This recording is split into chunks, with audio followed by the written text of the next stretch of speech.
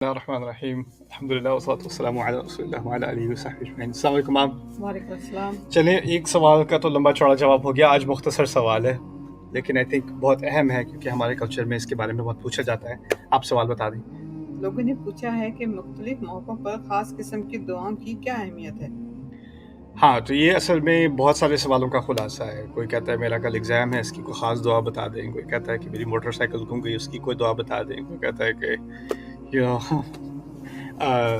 میری بیٹی کی شادی کا کوئی معاملہ نہیں بن رہا، اس کی کوئی دعا بتاتے ہیں۔ ہماری اولاد نہیں ہو رہی، اس کی دعا بتا دیں۔ تو ہر مختلف سچویشن میں لوگ ہوتے ہیں، اور پھر سوال اٹھتا ہے کہ اس کی کوئی خاص دعا ہوگی جس کا میں خاص اہتمام کروں۔ ساتھ ہی ہوتا ہے کہ کسی ایک خاص وقت پہ یہ دعا کی جائے تو پھر اس کا اہتمام کروں۔ اس میں دو چیزیں بیلنس کرنے کی ضرورت ہے۔ ایک تو یہ ہے کہ ہماری جو سنت کی کتابیں ہیں اس میں خاص موقعوں کی اور خاص وقتوں کی دعاؤں کا ذکر ہے۔ تو جیسے سنت میں ہے کہ رسول صلی اللہ علیہ وسلم فجر کی نماز کے بعد کون سے اذکار کیا کرتے تھے، مغرب کے بعد کون سے اذکار کیا کرتے تھے، وہ اذکار دعائیں ہی ہیں، رائٹ۔ اس طرح خاص ایکٹیویٹیز کے ساتھ دعا جو ہے وہ ایسوسیٹ ہے، جیسے گھر میں داخل ہوتے وقت کس پیر سے داخل ہو اور کون سی دعا پڑھے، گھر سے نکلتے وقت کون سی دعا پڑھے، سفر کی دعا ہے، باتھ روم میں جانے نکلنے کی دعا ہے، کھانے کی دعا ہے، شادیوں کی دعا ہے، اولاد کی دعا ہے، مبارکباد کی دعا ہے۔ تو ہر اس طرح سمجھ لیں کہ سینکڑوں جو مختلف ایکٹیویٹیز ہیں اس کی مسنون دعائیں ہیں، لیکن اس کو ایک تاریخی پس منظر سے سمجھنے کی بہت ضرورت ہے۔ یہ تمام دعائیں رسول صلی اللہ علیہ وسلم نے ہر ایک کو نہیں سکھائی تھیں۔ تو یہ سمجھنا کہ اگر جب تک مجھے ساری دعائیں نہیں آتی تو میرے اسلام میں کچھ کوتاہی ہے، یہ غلط ہے۔ کیونکہ کبھی کسی صحابی نے آ کے پوچھا، ان کو یہ جواب دے دیا، کبھی کسی نے پوچھا وہ جواب دے دیا، بعد میں جا کر یہ ساری چیزیں جو ہیں یہ جمع ہوئیں۔ تو اس زمانے میں یہ لازمی نہیں ہے کہ ہر صحابی کو ان تمام دعاؤں کا علم تھا، یہ لازمی نہیں ہے۔ اور کافی سارے صحابہ تو ایسے بھی تھے جو جیسے حبشہ کی طرف جو ہے وہ ہجرت کر گئے، اور رسول صلی اللہ علیہ وسلم ابھی مکے میں ہی تھے، وہ حبشہ چلے گئے، ابسینیہ چلے گئے، کیونکہ وہاں پر مکے میں مصیبتیں پھیل گئی تھیں۔ تو ان کو تو ان دعاؤں کا کوئی علم بھی نہیں تھا جو بعد میں سکھائی گئی ہیں، اور باقی سارے قرآن کا بھی ان کو علم نہیں تھا۔ تو ہمارے ذہن میں آتا ہے نا کہ پورے جو اسلام کی تمام تعلیمات ہیں، تمام دعائیں ہیں، تمام احادیث ہیں، وہ ہر صحابی کو معلوم تھی، یا پورا قرآن بھی ہر صحابی کو معلوم تھا۔ ایسی بات نہیں تھی، تھے علماء بھی تھے، ان میں سے جاننے والے بھی تھے اور کم جاننے والے بھی تھے۔ تو پہلی چیز تو یہ کہ اب تو کافی اچھی ریسورسز بن گئی ہیں۔ حصن المسلم میری فیوریٹ کتاب رہی ہے بہت عرصے سے، کالج کے دنوں سے۔ حصن المسلم میں رسول صلی اللہ علیہ وسلم کی مسنون دعائیں جو ثابت ہیں ہر ایکٹیویٹی کے ساتھ، ان کا ذکر ہے ترجمے کے ساتھ انگلش میں۔ اس کی آن لائن بھی بہت ساری کاپیز ہیں، میرا خیال ہے اردو میں بھی اس کا ترجمہ ہو چکا ہے، تو وہ ہر ایک کے پاس میرے خیال ہے ہونی چاہیے۔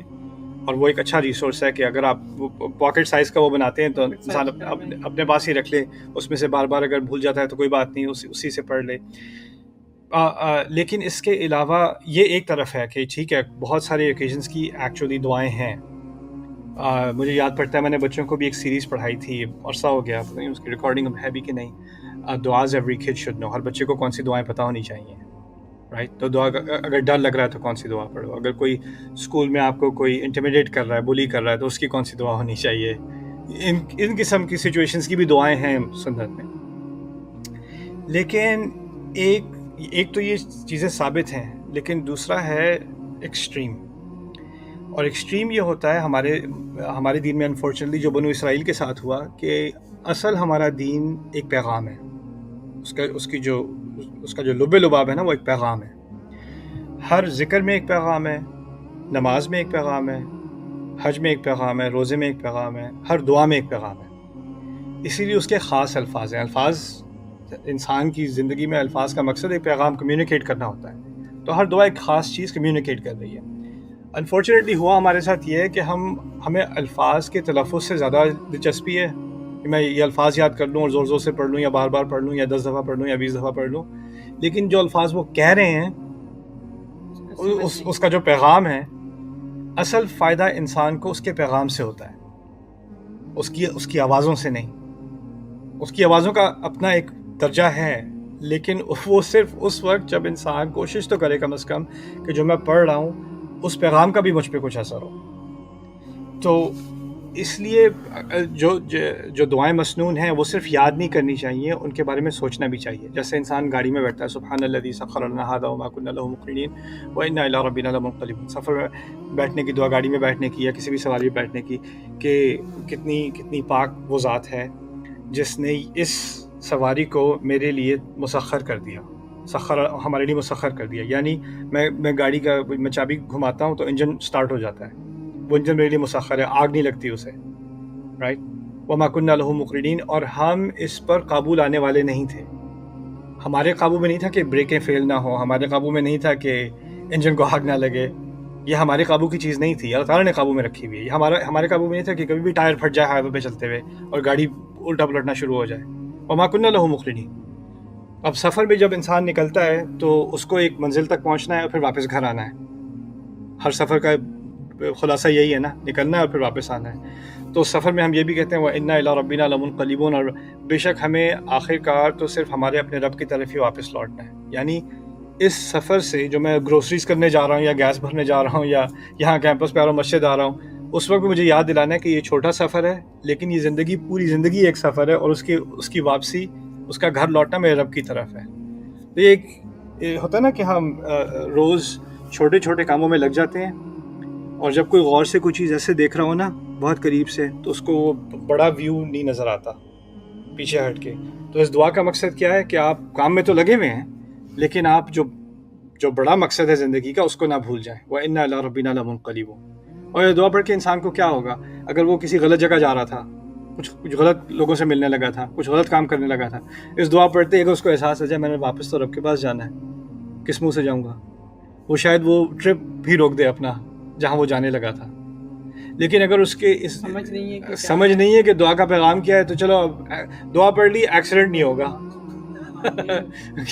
کیونکہ میرے پاس ڈوئل سائڈ ایئر بیگز تو ہے نہیں، تو کم از کم دعا کی سیکیورٹی تو ہے. رائٹ. پھر اسی طرح ہم نے دعاؤں کو ایک طرح سے حفاظت کا مقصد قرآن کو بھی بنا لیا ہے کہ آیت الکرسی کو جو ہے وہ شیشے سے لٹکا دو، یا قرآن کی ایک کاپی جو ہے وہ ڈیش بورڈ میں ڈال دو، تاکہ پھر اس سے برکت ہوگی. تو ہم نے قرآن کو برکت اور حفاظت کے، اس کے کاغذات کو برکت اور حفاظت کا مصدر بنا دیا، اس کی سورس بنا دیا. اصل قرآن کی جو حفاظت ہے وہ انسان کے دل کی حفاظت ہے. جب اس میں ایمان جاگتا ہے بار بار اللہ کے الفاظ سے، نبی کے الفاظ سے، تو اس سے پھر اس کی حفاظت ہوتی ہے، پھر فرشتے آ کر حفاظت کرتے ہیں. تو یہ چیز ہم بھول جاتے ہیں. اسی لیے میں آخری بات جو آپ سے آج کہنا چاہ رہا تھا وہ یہ تھی کہ لوگ سمجھتے ہیں کہ جب تک یہ خاص الفاظ استعمال نہیں کرو گے نا، وہ تو شروع میں نے کہہ دیا کہ ہیں الفاظ، لیکن جب تک یہ الفاظ استعمال نہیں کرو گے دعا کیسے قبول ہوگی؟ تم نے وہ اسپیشل والی دعا تو تم نے استعمال نہیں کی، تو تمہاری دعا کیسے قبول ہوگی؟ پنجابی میں دعا کرنے لگے، شرم نہیں آتی تمہیں؟ بنگالی میں دعا کرو گے، بنگلہ میں کرو گے، پنجابی میں کرو گے، چائنیز میں دعا کرو گے، انگلش میں کرو گے؟ نہیں یار، عربی میں دعا ہوتی ہے، دعا تو ہوتی ہے، عربی میں ہوتی ہے. یہ غلط کانسیپٹ ہے. یہ دعائیں جو سنت میں ہیں ان سے تحسین ہو رہی ہے. یعنی آپ نے دل سے دعا کی ہے، اللہ سے آپ کو پتہ ہے، مجھے پتہ ہے جو ہم نے مانگنا ہے. ان دعاؤں میں ہدایت ہے، صرف مانگنا نہیں ہے، ہدایت بھی ہے. یہ ان کا مقصد ہے اصل. لیکن اللہ تعالیٰ نے ایک عجیب قصے میں سورۃ الکہف میں، مشہور قصہ ہے جو 7 اور نمبر تو ہمیں معلوم نہیں کتنے تھے، فتیہ جو غار میں جانے والے ینگ لوگ تھے جن کا ذکر سورۃ الکہف میں شروع میں ہے. اچھا، وہ عرب نہیں ہے جن کا ذکر کیا جا رہا ہے، اور جہاں تک تاریخی ریکارڈ ملتا ہے نہ وہ کسی نبی کے زمانے کے ہیں اور نہ وہ کسی کتاب کو جاننے والے ہیں. یعنی وہ 7 نوجوان ہیں، ایک شہر میں رہتے ہیں، وہاں پر لوگ جو گریک میتھولوجی ہوتی ہے نا، زوس اور آرمیڈیز جو ان کے خدا ہوتے ہیں یونانی، لیکن ان کے دل میں توحید تو ہے. دل میں توحید آ گئی نا. ان کو یہ خیال آیا کہ یہ سارے خدا نہیں ہو سکتے، ایک ہی خدا ہونا ہے. اب ان کے دل میں یہ خیال آیا تو انہوں نے اپنے سوسائٹی کے مذہب کا انکار کیا. جب انکار کیا تو اس کو ایک بہت بڑی بدتمیزی مانا گیا، تو ان کو اصل میں سزائے موت دی گئی، صرف اس ایمان کی بنیاد پر کہ ایک ہی خدا ہے. اب وہ اپنے رب کی وحی کو نہیں جانتے، ان کو انبیاء کا نہیں پتہ، بس یہ پتہ ایک ہے رب، دل مان گیا کہ ایک ہی رب ہے. اب وہ شہر سے بھاگ رہے ہیں اور کہہ رہے ہیں ربنا آتینا من لدنک رحمہ وہیئ لنا من امرنا رشدا، ہمارے رب اپنے خاص خزانوں میں سے ہمیں ایک اپنی رحمت دے اور ہمارے لیے جو سیدھا راستہ ہے وہ مہیا کر دے. آسان کر دے. یہ ان کی دعا ہے. یہ دعا انہوں نے عربی میں نہیں پڑھی, یہ دعا انہوں نے کسی نبی سے نہیں سیکھی, یہ دعا انہوں نے کسی کتاب میں جا کر کسی عالم سے جا کے نہیں, یہ ہم پہاڑ میں جا کے اپنی پناہ لینے لگے اس کے لیے خاص دعا بتا دیں, یہ نہیں کیا انہوں نے. ان کے دل سے یہ بات نکلی کہ ہمارے رب اب آپ ہی راستہ دکھا سکتے ہیں اب تو, اور اب ہر طرف سے جو ہے ہمارے اوپر ظلم ہونے والا ہے, رحمت صرف آپ کی طرف سے ہی آ سکتی ہے. یہ بھاگتے بھاگتے انہوں نے یہ دل سے انہوں نے یہ دعا کی, اور اللہ تعالیٰ کو یہ دعا اتنی اچھی لگی کیونکہ دل سے نکلی تھی کہ اس کو قرآن میں رکھ دیا. اب ہم بڑا بڑا قرآن کا عالم, کوئی بھی حافظ, وہ جب بھی دہراتا ہے, ہم تو ویسے بھی سورۃ کہف پڑھنے کی جمعے پہ سنت ہے, ہم اس دعا کو ریپیٹ کرتے ہیں, دہراتے ہیں, اور یہ مسنون دعاؤں میں سے, قرآن کی دعاؤں میں سے ہے, منسوس دعاؤں میں سے ہے. لیکن اس کی اصل کیا ہے؟ اصل تو یہ کچھ نوجوان لڑکے جن کا کوئی علم بھی نہیں تھا, بس دل صاف تھا. اس سے قرآن ہمیں کیا سکھا رہا ہے؟ دعا کی اصل کیا ہے اور دعا کی خوبصورتی کیا ہے.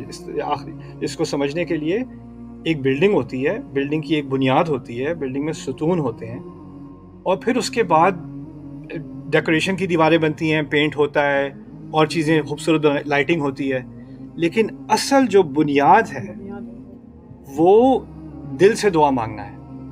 اگر بنیاد ہے تو بلڈنگ کھڑی ہے.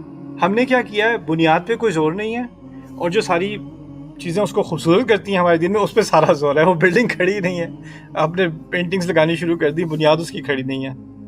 ٹھیک ہے نا؟ تو اسی لیے ایک طرف تو یہ سوال ویلڈ ہے کہ اس موقع کی کون سی دعا ہے, اس موقع کی کون سی دعا ہے. لیکن اگر آپ کو کسی موقع کی خاص دعا پتہ نہ ہو, تو آپ کے دل میں کسی بھی زبان میں اگر آپ نے اپنے رب سے سنسیئر دعا کی ہے تو اس کا اثر ہوتا ہے. ہمارا رب سنتا ہے, اجیب دعوت الداعی اذا دعان, اس میں قید نہیں ہے بالعربیہ. قرآن نے کہہ دیا, اللہ تعالیٰ نے خود فرمایا, میں جو بھی دعا کرتا ہے, جب بھی کرتا ہے, میں اس کی دعا کا جواب دیتا ہوں. یہ نہیں کہا جو عربی میں کرتا ہے اس کا جواب دیتا ہوں, یا جو میری سکھائی ہوا دعاؤں کو پڑھتا ہے میں صرف انہی کا جواب دیتا ہوں. جب بھی کوئی دعا دے گا, جب بھی اپنے رب کو دعا دے گا, وہ سن لے گا. یہاں تک کہ میں تو نان مسلمس کو جانتا ہوں جو مسلمان ہونے سے پہلے باہر سے نکلا, شراب پی ہوئی ہے, نشے میں ہے, تھوڑا سا نشہ اترتا ہے, اوپر آسمان پہ دیکھ کے کہتا ہے, I just need your help, بس تیری مدد, اگر مجھے پتا ہے تم ہو کہیں اوپر, بس میری مدد کر دو. کہتا ہے اس کے بعد سے ایک کے بعد ایک میری زندگی میں واقعہ یہ ہوا کہ میں مسلمان ہو گیا. نہ اس نے عربی میں دعا کی, نہ کسی سے سیکھی, بس دل سے اس نے رب کو پکارا ہے اپنے. اس نے اپنی زبان میں اہدنا الصراط المستقیم کہا ہے ایکچولی, اور تعالیٰ نے جواب دیا اس کا. رائٹ؟ تو یہ چیز اصل میں سمجھنے کی ہے. اس کو آرٹیفیشل نہ بنا لیا جائے, اس کو صرف خالی الفاظ نہ بنا لیا جائے جو دہرائے جائیں, جن کا ورد کیا جائے. اسی لیے اور لوگوں نے اس کو ایک انفارچونیٹلی انڈسٹری سا بنا دیا ہے کہ اچھا یہ چیز 45 دفعہ پڑھو, پھر ایسے کرو, پھر اس کا یہ دم مارو, پھر یہ کرو, پھر وہ کرو, پھر یہ تمہاری جو ہے یہ مسئلہ حل ہو جائے گا. پرسکرپشن سروس بنا دی ہے, جیسے فارمیسی جا کے پرسکرپشن لیتے ہیں نا, یہ دعا ہر 4-6 گھنٹے بعد لیں. تو لوگ اب ٹوٹ کے لکھ کے نا یہ اچھا یہ پڑھیں اور یہ 3 دفعہ پڑھیں اور ایسے پڑھیں. دیکھیے کچھ چیزوں میں اللہ رسول نے بتا دیا, سبحان اللہ 33 دفعہ پڑھو, الحمدللہ 33, وہ رسول نے بتایا. ان کو کہاں سے پتہ چلا؟ وہیں سے آیا ہے.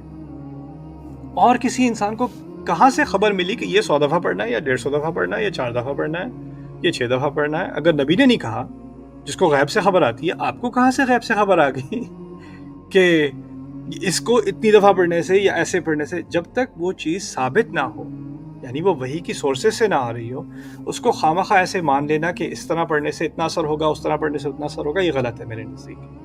کیونکہ غیبیات اللہ تعالیٰ کے علم میں ہیں, اور غیبیات کا کوئی دعویٰ کرنے لگے کہ ہاں جی یہ کریں, دیکھنا گارنٹی اس کا بڑا فائدہ ہوگا, جی آپ اب کر لیں, یا یہ صرف ایک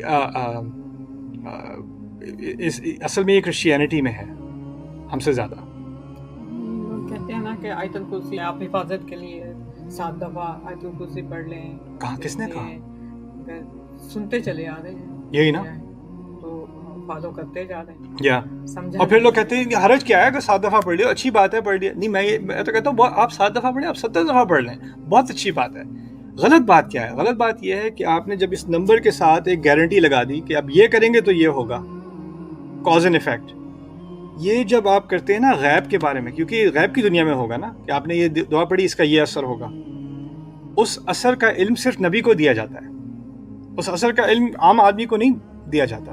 تو کوئی اگر یہ کلیم کرنا شروع کر دے کہ اس کو معلوم ہے کہ اس الفاظ پڑھنے کا یہ نتیجہ نکلے گا اور اس کی نہ کوئی قرآن سے بنیاد نہ ہمارے نبی کی سنت سے بنیاد، تو پھر یہ کرنا غلط ہے۔ اگر کوئی انکریجمنٹ کے لیے کہہ رہا ہے کم از کم 7-10 دفعہ پڑھ لیا کرو، اچھا ہے۔ میں تو کہتا ہوں اگر پڑھنا ہے 7 دفعہ پڑھو، 5 دفعہ پڑھو، 50,000 دفعہ پڑھو، لیکن سوچ کے پڑھو، سوچ کے پڑھ لو۔ قرآن کے مقاصد میں سے اس کا ایک بنیادی مقصد ہے لعلکم تعقلون، تاکہ تم سوچو سمجھو، یہ قرآن کے مقاصد میں سے ہے۔ اگر اللہ تعالیٰ نے کہا تھا تاکہ تم پڑھتے رہو، دہراؤ، تاکہ تم یاد کرو، یہ الفاظ ہی نہیں استعمال ہوئے قرآن میں، الفاظ استعمال ہوئے سوچو، گہرائی سے سوچو، تدبر کرو، عقل استعمال کرو، فکر استعمال کرو، یہ الفاظ استعمال ہوئے۔ اللہ تعالیٰ ہمیں سوچ والا بنائے۔ اوکے مام، دیٹ واز فن۔ نیا سیٹ اپ کیسا لگ رہا ہے؟ نیا سیٹ اپ کیمپس میں اچھا لگ رہا ہے۔ Yeah, I know. I think we need to turn off the air conditioning though. بارک اللہ علیہ ولکم، السلام علیکم ورحمۃ اللہ وبرکاتہ۔